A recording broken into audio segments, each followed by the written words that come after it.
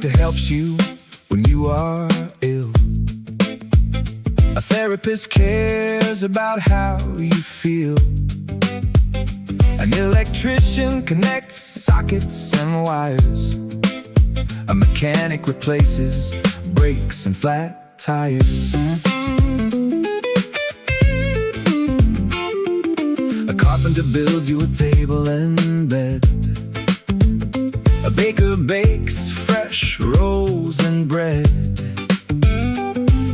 A mason builds foundations and walls.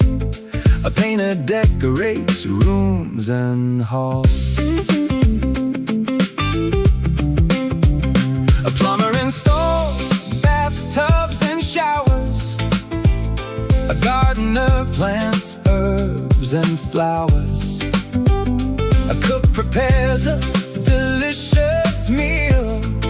A nurse gives an injection when you're ill.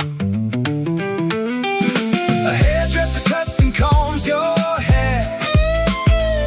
A referee makes sure that the game is fair. An actor and an actress perform in a play.